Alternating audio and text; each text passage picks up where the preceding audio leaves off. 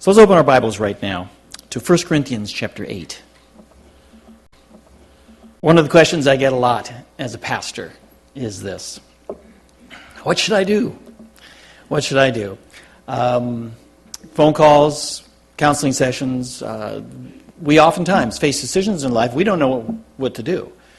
And it was not any different way back 2,000 years ago when Paul was writing this letter in front of us to the Corinthian Christians. They had written him with a whole list of questions, and the main theme was, what do we do?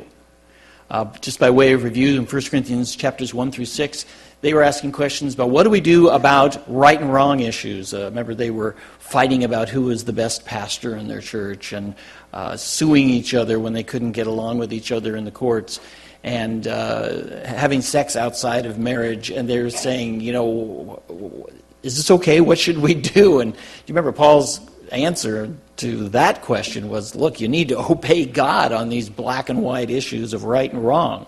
Obey God, respect each other, honor each other, flee sexual immorality. That's what you do. Then we've been looking the last couple of weeks at 1 Corinthians chapter 7, and they were asking questions about their life circumstances. Some of us are single. What should we do? Should we get married? Some of us are married. Should we get divorced if we're having problems? Some of us are slaves. Should we be getting free and working on making sure that takes place? And remember, Paul's answer was, look, God assigns us our life circumstances. Remain where you are and serve Him in that. Yes, there are certain circumstances in which you can change some of these things, but don't get preoccupied with changing your life circumstances. Preoccupy yourself with serving God in those life circumstances. Not preoccupied with changing them. Yes, there's times to change, but mostly remain and serve Him in those life circumstances. This week we're turning to 1 Corinthians chapter 8, and again, the question is, what should I do? And this chapter is about, what should I do about my personal freedoms? What should I do about my personal freedoms? Let me ask you, what are you going to do this afternoon with your free time? You might have some free time this afternoon. What are you going to do? That's what this choice is. What should I do with my personal freedoms? This coming week, you'll have all sorts of personal freedom choices. What music are you going to listen to? What clothes are you going to wear in the morning? Where are you going to go after work and you have some free time? What entertainment are you going to allow yourself to choose? What conversations are you going to get in? What sports are you going to follow? What hobbies are you going to... There's all sorts of free choices that you have on a regular basis. And the Corinthians are asking, what's the right thing to do about them? Well, the most common answer is, do whatever you want. Good grief, they're free choices. You just look at what the options are and choose what you want to do. Whatever you feel like doing, do it. You know what God says about that? God says that is not the way to find the right choices in life. God says choosing what you feel like doing is not the right way to finding the right choices in life. Did you know that? The subject of this morning's sermon is the right way to make choices about personal freedoms. The right way to make choices about personal freedoms. They were asking questions about it. That's what this chapter is all about. And who of us doesn't make personal choices constantly? But the question is, are you making them the right way, God's way? God instructs us on the right way. He cares about us, loves us, and He says there's a wrong way to do it. Avoid that. There's a right way to do it. And God says, let me show you how. Let's look at what God has to say. Take your Bibles, look at 1 Corinthians 8, verses 1 through 3. We're going to start off what God says through the Apostle Paul. It says, now concerning things sacrificed to idols, that's the new topic, we know that we all have knowledge. Knowledge makes arrogant, but love edifies. If anyone supposes that he knows anything, he is not yet known as he ought to know. But if anyone loves God, he is known by Him. Okay, so Paul is starting with a new topic. Remember, they sent him a list of questions. He was working his way down there. He's come to the new question, and the question is, what do we do about meat sacrificed to idols? Now, we'll get to that in a minute. Because before Paul says the answer, Paul says, let's back up and talk about the principle for making right choices. And then we'll apply it later. But he says, let me give you a little lesson in verses 1 through 3 on You're asking the question, what should we do about our personal choices? God says, let me show you what you should do about your personal choices. Number one, it says, the first step is knowledge. Verse 1 says, we all have knowledge. That's where it starts. You have the free choice of what music to listen to. You have a free choice of what restaurant to choose, what clothes to wear. Well, you have knowledge, and then what? Well, most of us say, well, I have knowledge about the best restaurant. I'm going to go there. I have knowledge about the music I like. I'm going to listen to that. Clothes I want to wear. I'm going to do that. Use your knowledge and make the choice. Pretty simple. It's really not a big deal. What does God say in verse 1 that leads to? It says, knowledge makes what? Arrogant. God is saying knowledge alone causes a person to be proud, causes a person to focus on themselves, to be arrogant, to say, I like this restaurant. I'm making this choice about music. I am going to choose these clothes. I'm going to do it. Me, I. Now, knowledge isn't bad, but God says knowledge alone tends to lead in a certain direction, and that is toward a person being self-absorbed. What does verse 2 actually say about that person? It says, if anyone supposes that he knows anything, he is not yet known as he ought to know. In other words, if you're saying, I've got this knowledge, and that's the basis of my choice, you've not yet got to the place of making the right choice. If you have knowledge alone and make that the basis of your choice, God says you've not yet gotten to the right place yet. You're not there yet. That's a good first step, but that's not the complete thing. So here's the principle that God's teaching here. The principle for making right choices, number one, is knowledge alone does not lead to right choices. Knowledge alone does not lead to right choices. Think about that. Think of how many things we choose on a daily basis, and they say, hey, give me such and such a knowledge, okay, and then I'll make that choice. God says, that's not the path to the right choice. That's not the path to take. So what is the right path? Look at verse 1. It tells us, knowledge makes arrogant, but what? But love edifies. God says, knowledge alone is not enough. You got to add love into the situation. Think for a minute of your car out in the parking lot. Your car. That's a powerful thing. You can take that vehicle and go places and do things, lots of things. Maybe it's not as powerful as you'd like it to be. That's right, Tom. But that's quite a thing of power and ability and importance. Now, what if you take that, though, and steer it in the wrong direction? You steer it off a cliff, or you steer it into someone's living room. All that power gets used in a destructive way unless it's steered in the right way. That's what God is saying here about knowledge. Knowledge is good, and knowledge is important, and knowledge is powerful, but if you don't steer it by love for others, you're going to end up hurting people with that knowledge. The second principle here is this. Knowledge alone does not lead to right choices, but love for others must steer our knowledge. Love for others must steer our knowledge. Okay? Knowledge alone, yeah, it's good, but where are you going to steer it? It says at the end of that verse, but love edifies. Edifies. What does that word edify mean? Anyone use that word edify last week in their conversation? Last year? We don't use that word edify much. It means to build. Love builds.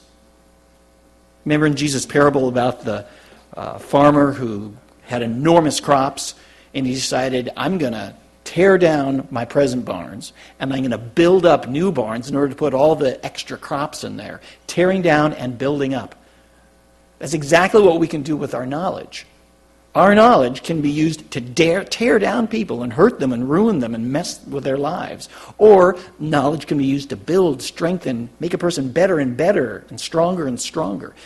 Knowledge can tear down or knowledge can build up. God says you're only ready to make the right choice when you take your knowledge and use love for others to steer it into building other people up. That's when you know you've come to the right choice about choices in life. That's the principle God says to follow. Now, Paul says, Now we're ready to be able to address this topic of meat sacrificed to idols. You and I don't struggle with that subject, but what they did in the Corinthian church. In the city of Corinth, you could walk down the busy street with all the people going by, and you'd look in that direction, and you'd see a pagan temple. And you'd look in that direction, you'd see another temple, and up there on that hill, there's another temple. As you walk through the city, there are all sorts of types of temples. And in those temples, one of the main activities was sacrifices. People would bring in their goat or their lamb or whatever it might be, and they'd slaughter it, and they'd put some of that meat on the altar and burn it up to the god. Some of that meat would be taken aside and given to the person who brought the offering. You can have this. Another portion of that meat was given to the priest as kind of his payment for how he lived. Well, you can imagine, if you've got 1,000 people coming in, this priest ends up with a lot of meat that he can't consume before it goes bad. So the priests would sell the meat. Sometimes they would sell the meat right there in the temple at the dine-in wing of the temple. People would come in, have their meat meal there in the temple, and then leave. Another portion of the meat was sold to the marketplaces, where anybody could go and purchase the meat that had been previously used in temple worship. That's what was going on. And the question in the congregation was, is it okay to eat this meat? Because reportedly, it was cheaper than the meat that hadn't been used. So you went to the market, and there was the bargain cuts that had been used in the temple worship now were placed out here. And so they're asking, is this okay to eat this meat? Now, in the church, there were two groups of people. There were the people who said, look, there's no freedom to be able to eat this meat. You can't do it. And on the other side, there were people, yes, there is freedom to do this. No freedom and the yes freedom people. And you can imagine, they clashed about this. The yes freedom people's argument was seen in verses 4 to 6. Look at this. Paul repeats this. In verse 4, he says, therefore, concerning the eating of things sacrificed to idols, look at the words, we know that there is no such thing as an idol in the world, and that there is no God but one. For even if there are so-called gods, whether in heaven or on earth, as indeed there are many gods and many lords, yet for us there is but one God, the Father, from whom are all things, and we exist for him, and one Lord, Jesus Christ, by whom are all things, and we exist through him. So here's the yes freedom people, and they're saying, hey, look, we did our homework. We looked this up, and we found out we're free to eat this. It's not sinful. This meat that has been sacrificed, this is food. That's all it is. It's food. There is only one God. There aren't billions of gods. As we look around our city and we see all these people worshiping it, those aren't real. There's only one real God. And those idols don't make meat offered to them sin. So it's food. We're free to eat it. And that's what they concluded. But the no freedom people, they didn't see it this way at all. Look at verse 7. However, not all men have this knowledge, but some, being accustomed to the idol until now, eat food as if it were sacrificed to an idol, and their conscience, being weak, is defiled. All right, so the yes freedom people say, look, this is meat. It's food. The no freedom people said, no, this meat is sin. You cannot do this. We know what goes on in those temples because we were raised worshiping those idols. And there's no way that you can eat that meat and not sin. That's where the congregation stood.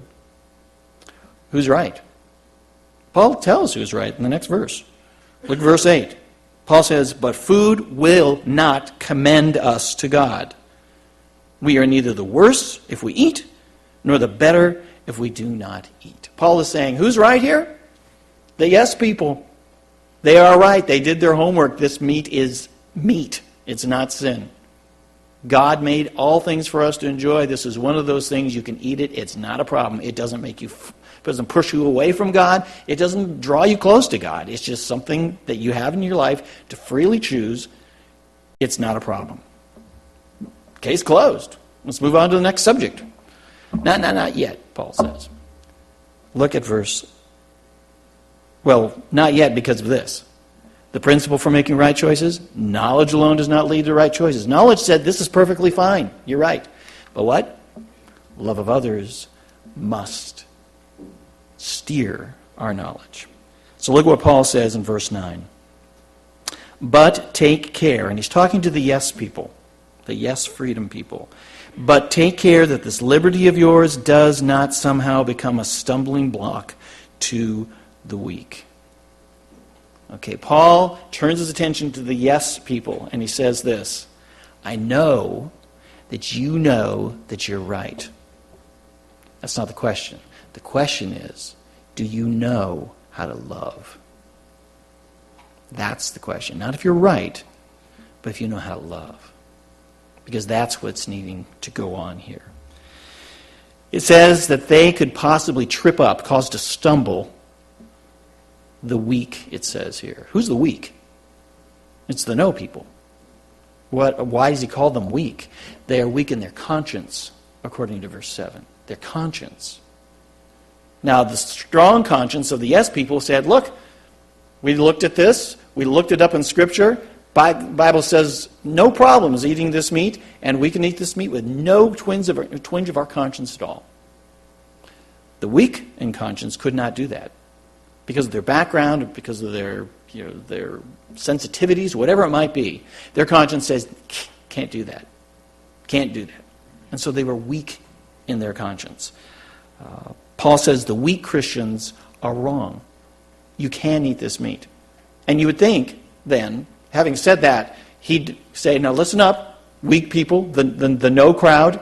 You just need to get on board here and understand the truth, and we'll move on to our next subject. In this chapter, Paul never speaks to the no crowd. He never speaks to the people with a weak conscience. He never does that. He turns his attention to the people who have the strong conscience, who are the yes, we have freedom in this area, and he gives them a warning. And that warning is, make sure you don't cause a wounded conscience in these weaker Christians. Make sure you do not wound the conscience of these weaker Christians. Look at verse 10. He gives an example. For if someone sees you who have knowledge, you're one of the yes crowd, dining in an idol's temple, will not his conscience, if he is weak, be strengthened to eat things sacrificed to idols? For through your knowledge, he who is weak is ruined, the brother for whom sake Christ died. And so by sinning against the brethren and wounding their conscience when it is weak, you sin against Christ. Okay, so the yes people say, yes, we did our homework, we can do this. They go into the temple, they order up a meal, they sit down, and they start eating this meat that had just been, a few minutes before, used in sacrifices to idols. God says that's not a problem, that meat is meat, it's not sin. However, looking through and seeing the people dining there are the weaker brothers and sisters. And that there are 4 expressions used in these verses for what it can do to them. Look at this. It says, number 1, it's possible by that action that they be ruined, that there is sin going on against those brothers, that you're wounding their conscience, and worst of all, you're sinning against Christ himself. These are serious things. It's just eating some meat. But God says you didn't steer your knowledge through loving other people. And look at the results here. The first 3 have to do with tearing a person down, ruining them, sinning against them, wounding their conscience. The word wound literally means to hit, to punch someone until they bruise. You ever had someone punch you in the shoulder and it leaves a bruise? God says you can do that same thing to another person's conscience, their insides, through failing to steer your choices with love. And that's what these people were doing right here. Knowledge asks, is it right or wrong? Can I eat meat or not eat meat? Knowledge asks, is it right or wrong? Love asks, will it tear down or build up others? See, just figuring it out if it's right or wrong is not the end of the matter. It's the beginning. The end of the matter is, if I do this right thing, is it possible, as in this case here, that it could tear down somebody else with a weak conscience? Paul says, yes, in this case it absolutely could. And so you have a choice to make. The choice is to deny yourself and show love for that weaker brother. That's what he says to do. Look at verse 13. This is what Paul said he would do. Oh, rather, let's read verse 13. Read verse 13. Paul says, "Therefore, if food causes my brother to stumble, perfectly good food, causes my brother who's weak to stumble, what's he going to do? I will never eat meat again." Why? So that I will not cause my brother to stumble. So Paul is turning toward the stronger Christian. He says, look, you need to be the mature one here. This person is struggling by watching you doing this. You need to give that up in order to build them up. That's what you need to do. I'm not going to ask you to jump over there, but 1 Corinthians chapter 10, he kind of deals with this again and kind of summarizes it. And this is what he says in 1 Corinthians 10:25. "Eat anything that is sold in the meat market without asking questions for conscience sake." That is your conscience. Why? "For the earth is the Lord's and all it contains."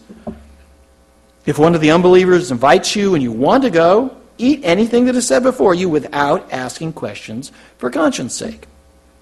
But if anyone says to you, "This meat is sacrificed to idols," do not eat it.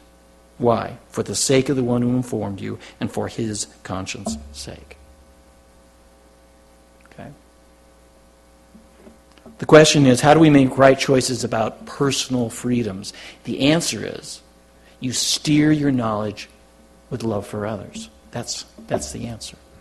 You steer what you know by love for others. In this case, love for others means, hey, you stop eating, and you don't go back to that temple in case others might see you. And you're doing that not because it's wrong, because it isn't wrong for you, or even in God's eyes, but it's wrong for them. And you're seeking to not hurt their lives. Now, I can hear someone saying, well, wait a minute. I know some really super strict Christians who try to control other people's lives with their personal convictions. And if you don't agree with them about their music or don't agree about their entertainment or agree about them about their politics or whatever it might be, they judge and they condemn and they point their fingers and they tell you you're wrong. You're saying that I have to let those people run my life now? Just because they've got a personal conviction that something is wrong, it's perfectly fine. I now no more can do that thing? Is that what this is saying? No. And there's a difference here between a person who is offended and between a person who is hurt, injured, and wounded. Jesus one day was walking through some fields and he was picking either corn or grain, and he and the disciples were eating it as they were walking through the fields. But it was on a Sabbath.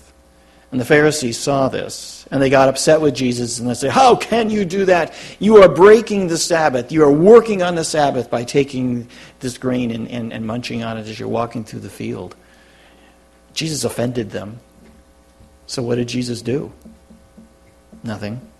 He didn't do a thing. Why? I mean, isn't this teaching here that if someone's offended, thinks what your innocent thing is, wrong, that you should stop? Not if the person is merely offended. It says wounded, bruised, injured, ruined by it. Were the Pharisees wounded and injured by Jesus doing that? No, they were just mad. They were just outraged. You broke this rule. And it was a man-made rule, not a God-given rule.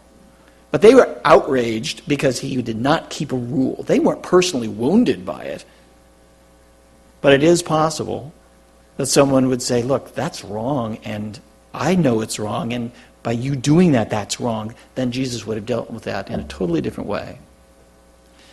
So this passage is about being concerned about people who are personally wounded and injured about a freedom that we choose. Not a person who runs around trying to control others with their personal convictions, who will judge you because you didn't do what they have chosen to do on a certain particular subject of freedom. That's not what it's talking about. The principle is, for making right choices, knowledge alone does not lead to the right choice. Love for others must steer our knowledge. So let's bring this home. Think of a subject that you and another Christian disagree about. Shouldn't be hard to do. a subject you and another Christian disagree about. You know, the Bible's filled with black and white, clearly wrong things that should never be done. We're not talking about that. We're talking about issues where good Christians disagree. Common issues that have come up in the past are clothing choices. Some people say, well, that clothing is, that's just sinful. Only sinful people would wear that. No, that's fine. Clothing choices have been this. Entertainment choices. What's good? What's bad? What's right? What's wrong? Different Christians disagree. Appropriate activities for Sunday. Well, that should never be done on a Sunday. That's okay to do on a Sunday. Christians disagree about that. Political choices. Ever get in a scuffle about that? Bible doctrine choices. You believe that? I believe this. How about this one? COVID protection choices. Anyone ever get in conflict over that? What does God say to do? On all these choices, there's those people who say, hey, there's no freedom here. And yes, there's freedom here. What are you going to do? Paul, in this passage, in no place addresses the no freedom people. He turns to the yes freedom people and he says, look, will my freedom wound another's conscience? That's what you need to ask yourself. Knowledge may say, I'm free to do this, and this. Great, but knowledge alone does not lead to the right choice. The second thing to follow it up is, will that freedom of choice that I take injure, harm, hurt, wound another person? That's what God says we have to choose. A person might disagree at a party that you're having with some music that you're playing. I don't really like that music. But it doesn't wound them. It's just something they're not pleased with, they're unhappy with, they are irritated about. That's not what this is talking about. We're talking about the person, and I know some in my past, who will come up to you and say, that music that you're playing is sinful. That's sinful music. What do you do on that point? If you can see that it's gone, it's not just a matter of, I don't prefer it, it isn't what I would listen to, but that group, do you know their background? Do you understand where they come from? Do you understand that music should never be played? If a person approaches you like that, then you have a choice to make. You can say, well, forget that, I'm not going to let you control me, and it's perfectly fine, and you're going to have to get over it. But that's not what God is teaching here.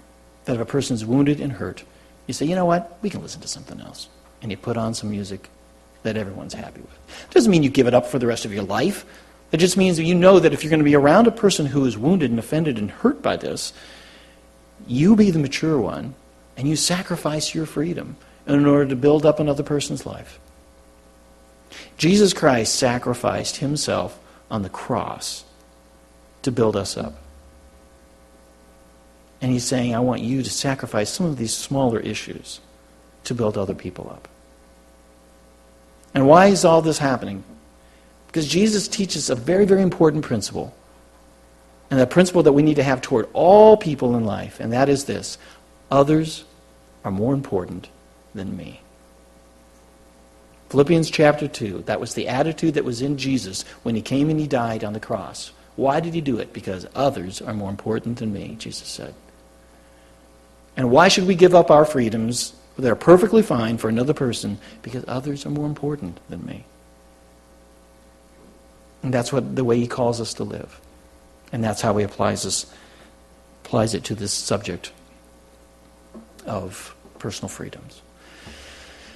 From time to time we turn on the news and we hear someone did something very sacrificial and we admire them. They stopped on the side of the road and they helped pull a person from a burning vehicle.